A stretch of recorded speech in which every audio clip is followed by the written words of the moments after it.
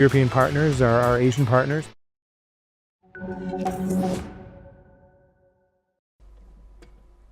Hello and welcome. I'm Thomas Porteous and you're watching The World Report on NewsX World.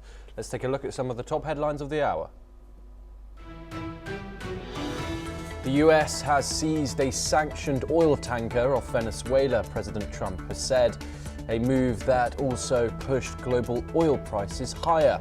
Washington frames the operation as part of its broader pressure campaign on President Nicolas Maduro. Venezuela denounces the seizure as blatant theft and international piracy, saying the US had no legal basis for the action. Caracas argues the operation is a hostile provocation that violates its sovereign rights.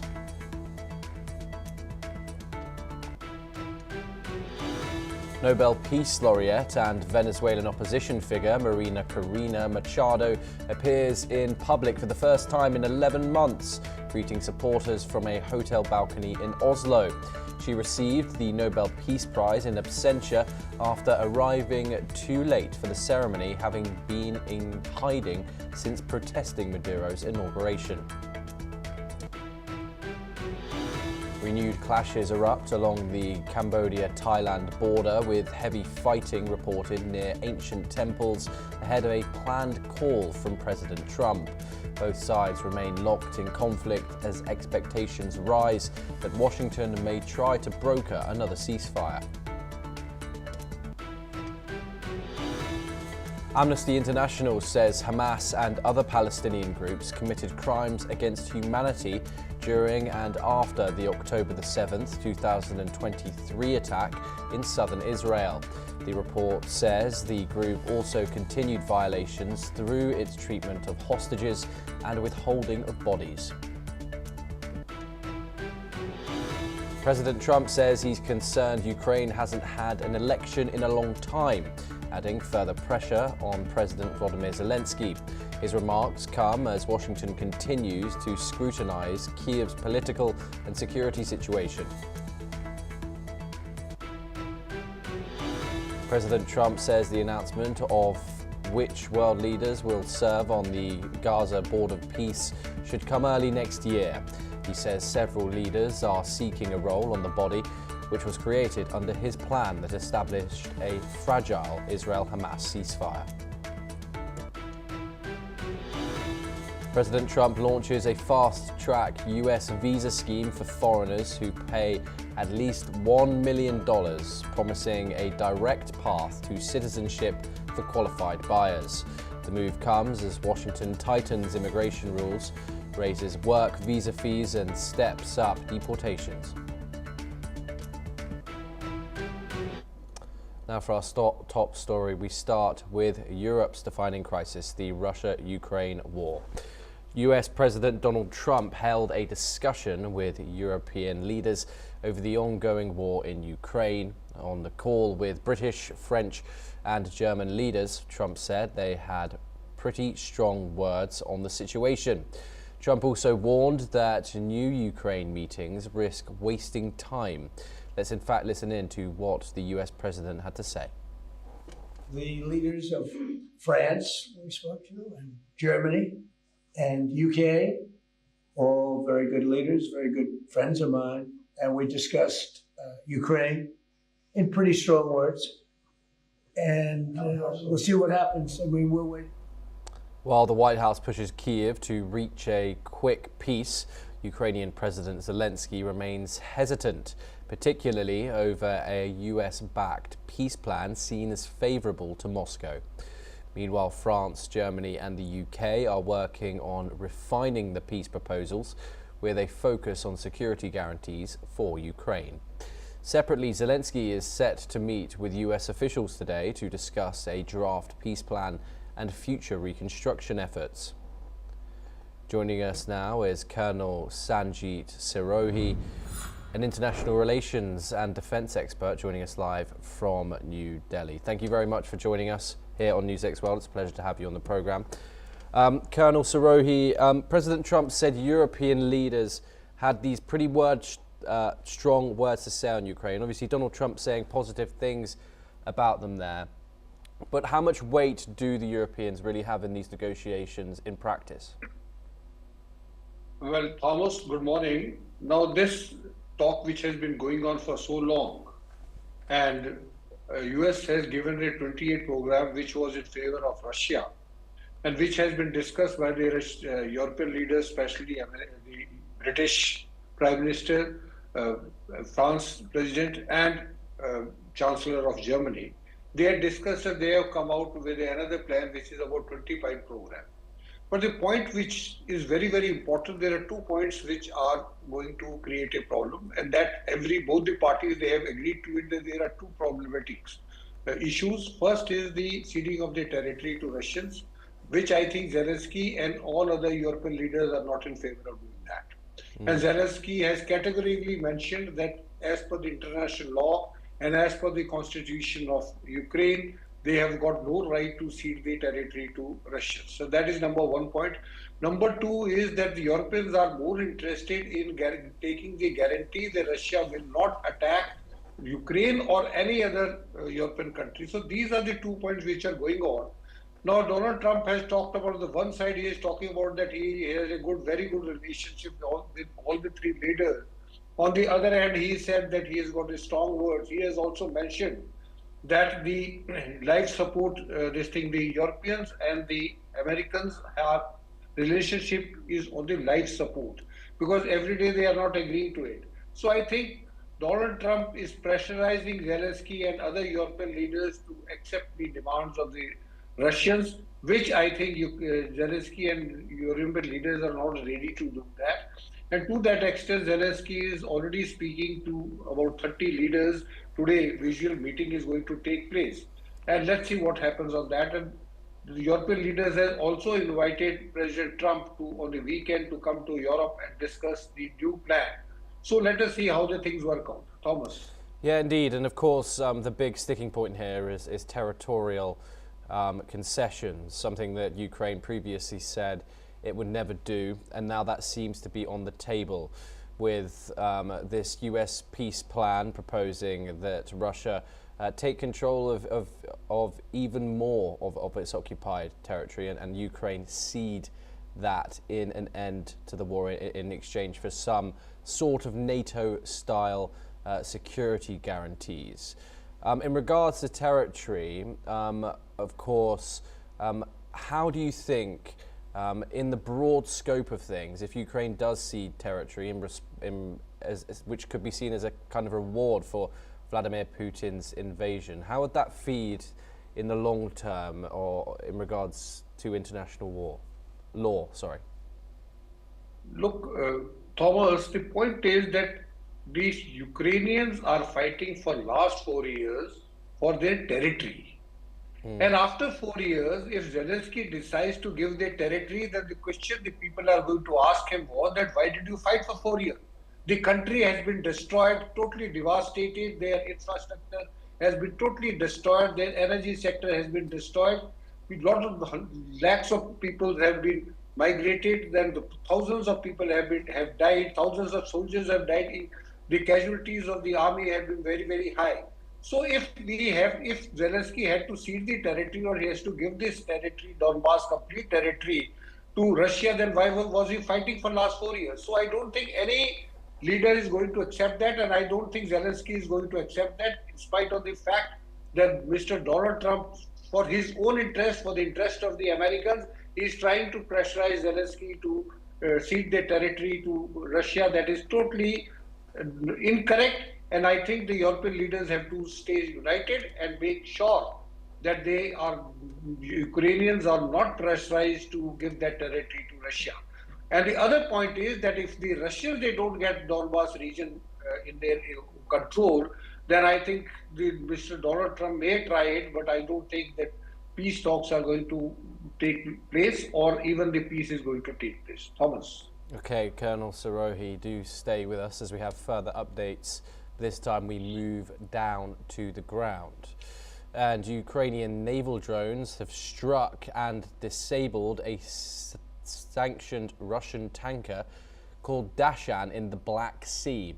Kiev Security Service says the vessel was operating as part of Russia's Shadow Fleet ships Moscow uses to quietly move oil and evade Western sanctions. The Dashan was moving at top speed with its transponders switched off when several drones hit its stern, causing critical damage. Maritime security sources and verified footage confirm the incident.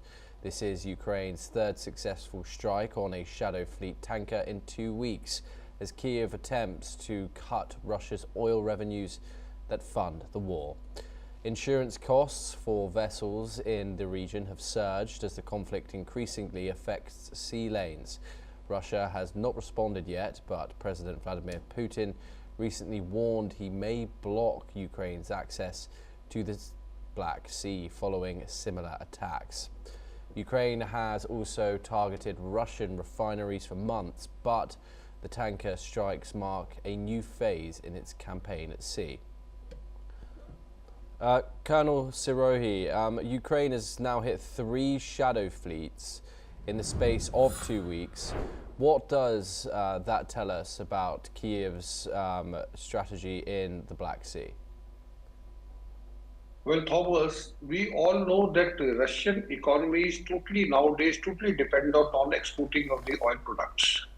So the Ukrainian, they feel that if they can strike the Russian oil fleets or the oil tankers, all the oil refineries, they will be able to stop to some extent the export of oil to the countries, especially China and India.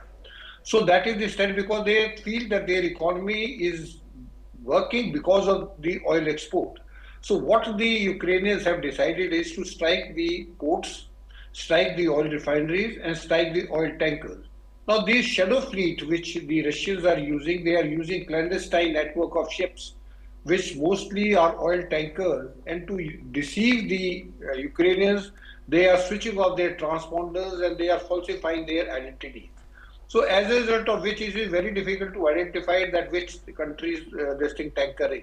So this is the third tanker which, as you have also mentioned, that there is the third tanker which has been destroyed. And in spite of destroying these tankers, the Russians are now planning to block the Ukrainians in the Black Sea so that their movement is absolutely free. So this is the new type of strategy which Ukrainians have formed.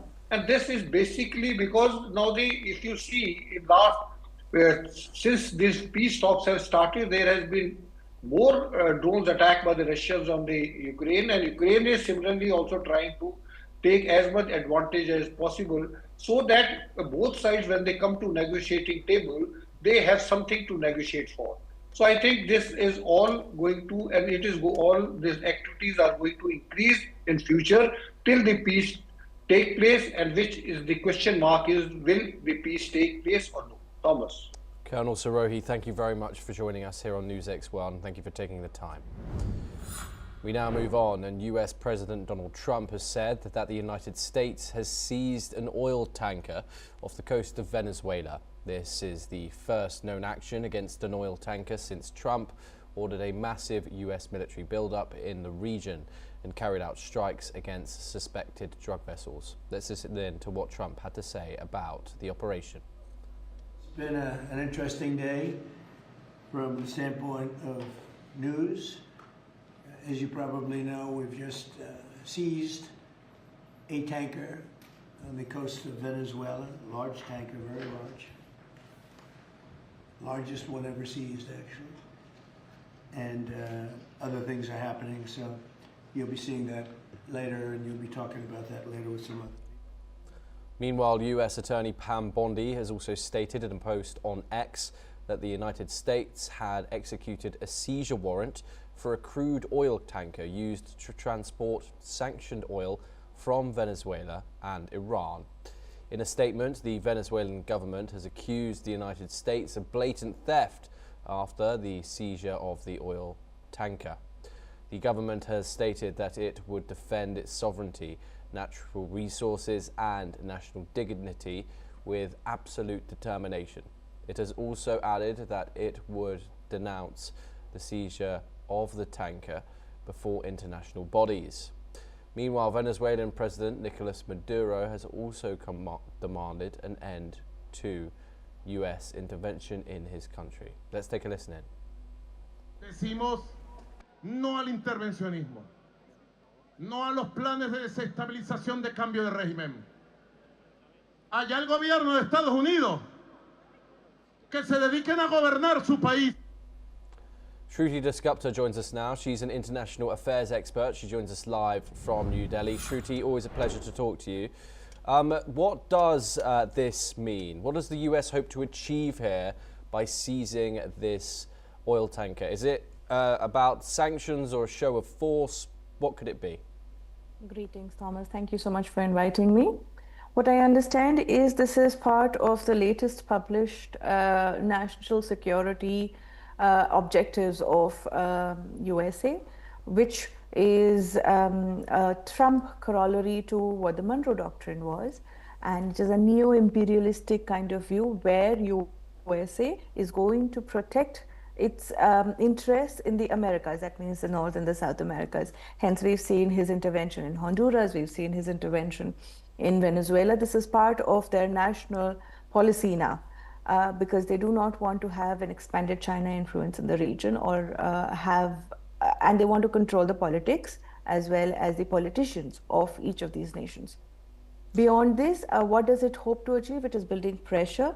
What we know as independent analysts that Venezuela's crude oil is very heavy, and they generally transport it in an exchange supportive manner with the Iranian government, because they have lighter crude oil, and so they send their heavier one to them, take their lighter crude oil, and that makes the processing cheaper and more accessible for the Venezuelan nation. Sometimes there's also a gold for crude exchange that happens. So by targeting these ships, US is trying to ensure that Venezuelan government is under complete pressure economically also now. The ship was, they're using a lot of gray zone to ensure that they are still above sanctions or condemnation, though there is plenty coming their way. The ship was stateless. The ship is called Skipper, but it was earlier known as Addis, I believe, which was a sanctioned ship, and Venezuela has not been given an extension from the sanctions that has been put on its oil by USA since 2024, because the democratic elections that were held were under question, which re-elected Maduro into power. So there is a large amount of gray zone that they're using to show their military force and put pressure on Maduro and the people of Venezuela to overthrow him, so that USA can then control the politics of the region. Yes, and Shruti, what impact could this have on regional shipping? Of course, Venezuela has the biggest oil reserves in the world, and so how will this affect geopolitical trade in regards to this? Well, we've always said that putting pressure on Maduro in the name of drugs has always been about the Venezuelan oil, because that is the largest, as you've said, oil reserves in the world, even larger than Saudi Arabia. So if you control the politics of Venezuela, you control its oil, and you control who gets access to that particular gem, if I may call it as such.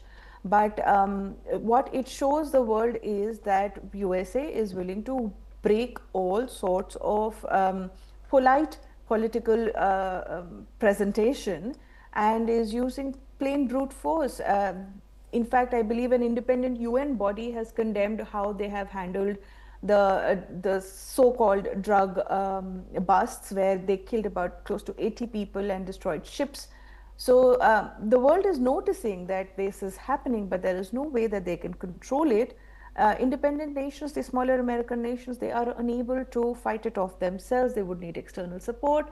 So basically, it is either trigger a larger war in the waters around USA, or bow down to what USA wants and have a neo-colonial setup where you end up being a vassal state, an oil vassal state in case of Venezuela, to USA and its demands.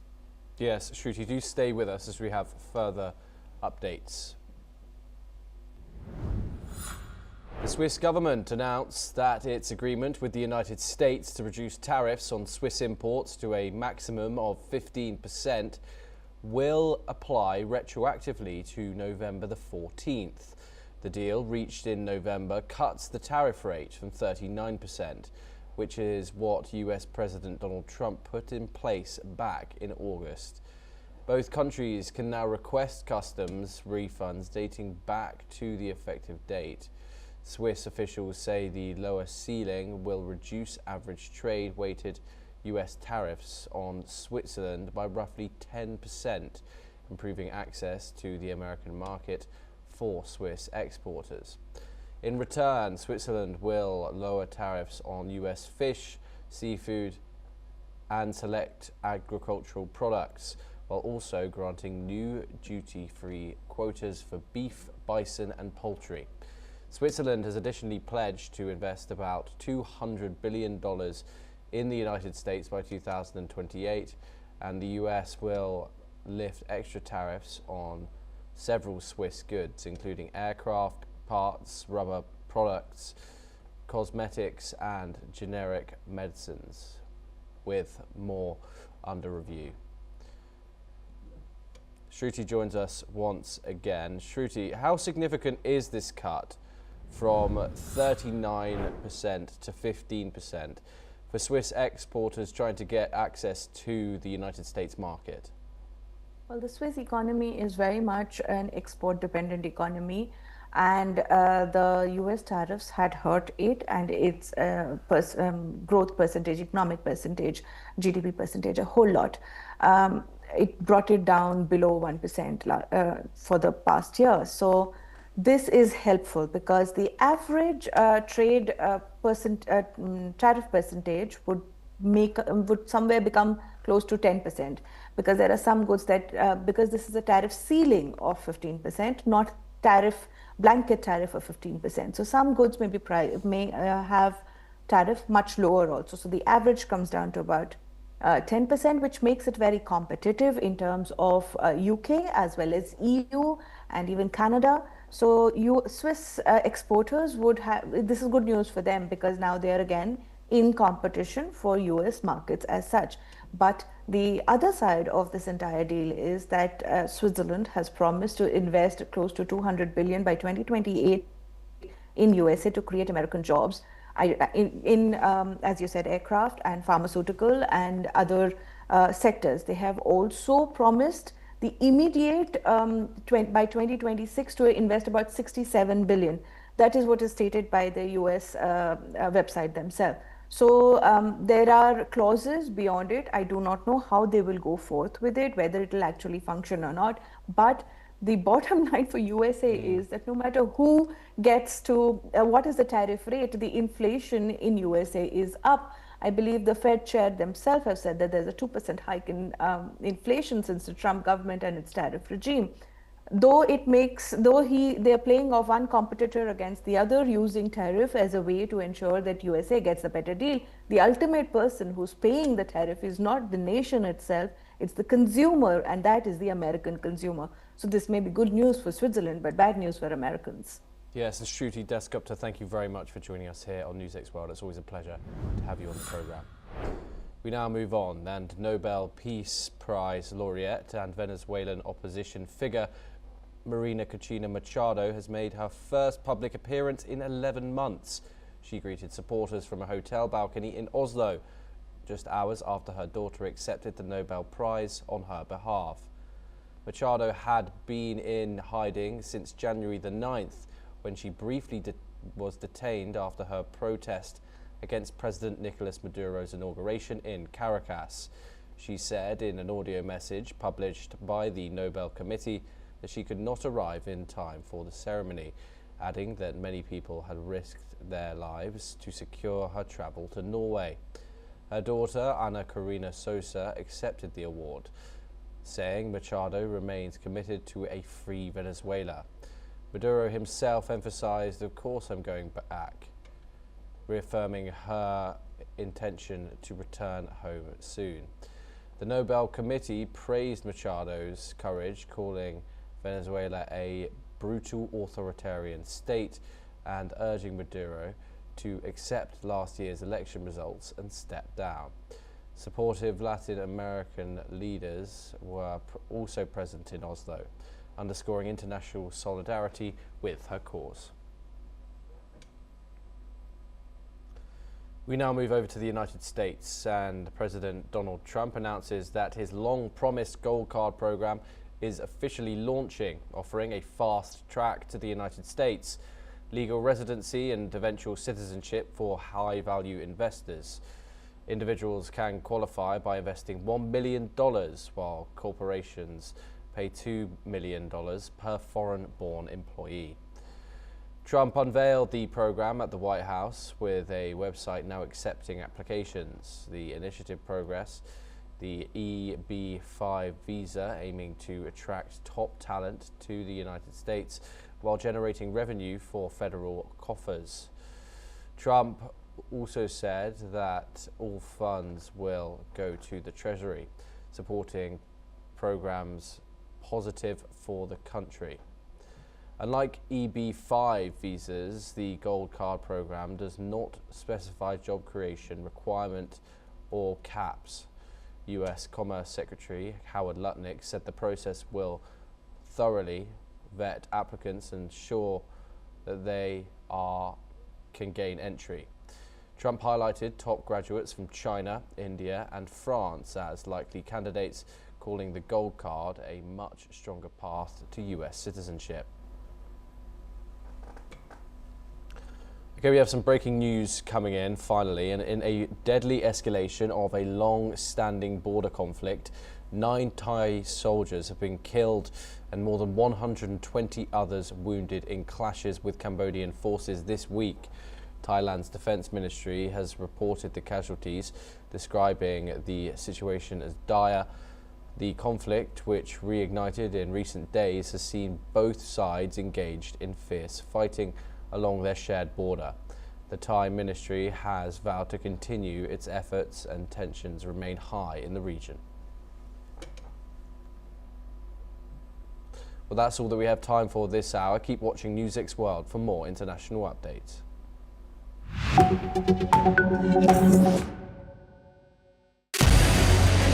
What we can do as the